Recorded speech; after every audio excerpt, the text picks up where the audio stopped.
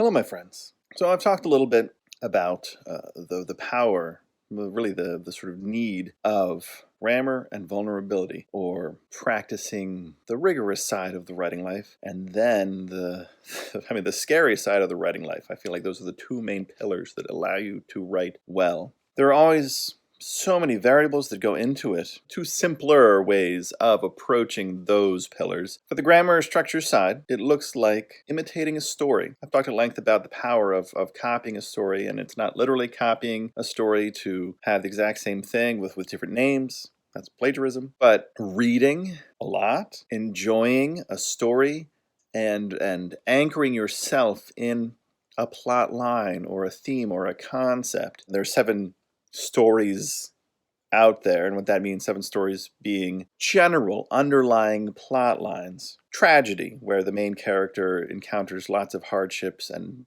does not recover from it. One of them is a rite of passage, where the main character has to overcome some challenge to gain a power or a status, or simply to grow. So there are a lot of underlying plot lines. Of course, many stories out there that are imaginative, beautiful, deep, enriching, but the structures, the practices help us. I imagine you've heard the phrase, don't reinvent the wheel, and these plot lines are much like useful designs, useful wheels, or useful pieces that we can use to craft our own work. Taking it one step further, instead of just going for the most basic plot lines, pick a story that has some plot that you enjoyed. My most recent sample, I used The Iron Giant, an animated movie, to foster the effort for my own story. In my story, I have a young boy. However, it stops there. The similarities stop pretty quickly, but the energy I got from pursuing young boy, lonely boy, a lot of struggles, encounters some sort of magical change in his life.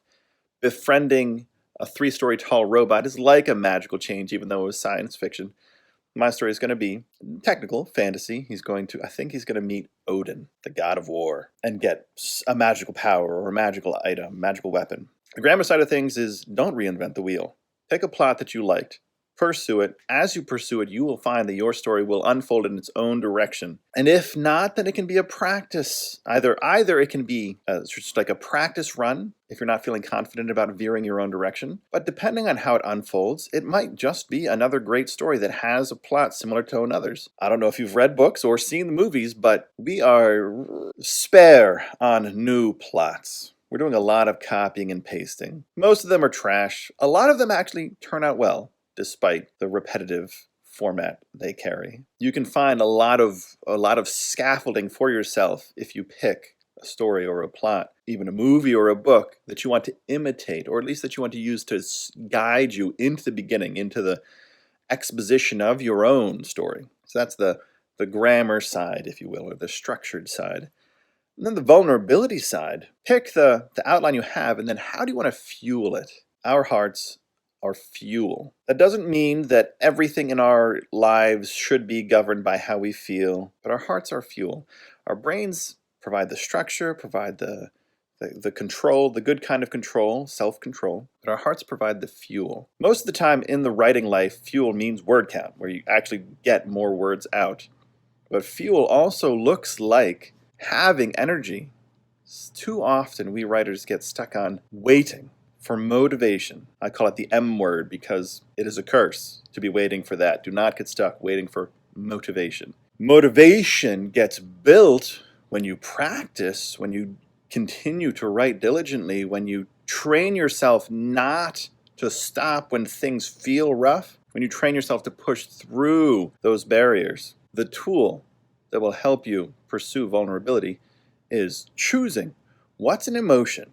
Either it can be an emotion out there, sort of third party over there that you want to explore, or it can be an emotion in your heart, in your life. And then the question you ask yourself is, how do I display this emotion into your story? With the one I had, the plot from The Iron Giant lent itself to the emotion of loneliness, but I had those sorts of feelings churning inside of me, and I chose that particular plot to accommodate the feeling. It fueled the process.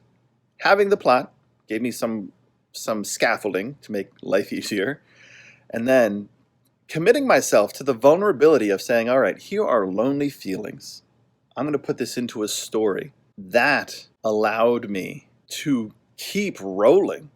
Story veered away from Iron Giant plotline real fast, took on its own adventure, and I have been able to write consistently with little inhibitions, little stalling. They're all the generic inhibitions of, oh, did this sentence turn out well? Should I be doing something better with my time? All of that stuff. The noise that's always clattering in our writing brains. It's there. You can't ever escape it. You can quiet it sometimes. You can get stronger at pushing through it. But having both the scaffolding and the commitment to that vulnerable feeling of loneliness, how do I express my own in a fictional story, fueled the process. The two main pillars you need in your writing: structure and vulnerability. And so in this case, the structure you can give yourself is imitating or beginning with a plot outline. And the vulnerability you can give yourself is simply choosing an emotion that's been on your heart directly because of your own life, or on your heart because you want to explore it, choosing an emotion, and then wrapping your story in that. Like the emotion will be the guts, the insides, the viscera, the skin, the sort of exoskeleton. Your story will be its exoskeleton carrying around this emotion from you. It can indeed be fiction.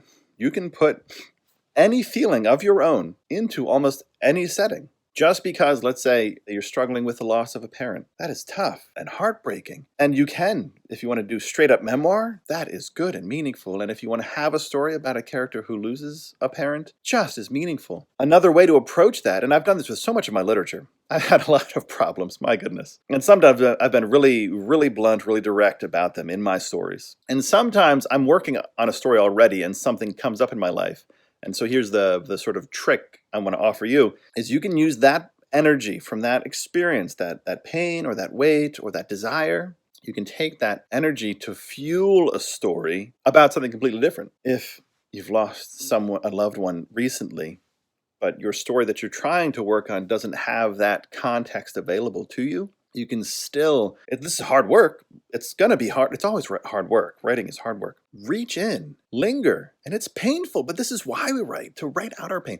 It's painful to linger in that experience. Give yourself like the respect, even the tenderness to allow your heart and your mind to churn through that experience, find words for it. Sometimes those words will turn into a journal entry, and that is glorious. In addition, sometimes we can turn those experiences, those words, into energy for our story about a space explorer or a dragon tamer, things that have nothing to do with our literal lives. They can still show our emotions. They can still show our depth. They can still show our vulnerability. Two pillars: structure, vulnerability. Structure can use another plot line to give you a scaffolding, and vulnerability can be fueled by picking an emotion from your own heart and infusing it into your story. I'm Rudolph. I hope this encourages you, gives you some energy, some freedom in your own writing. I'd love to hear what you're working on. Thank you for listening.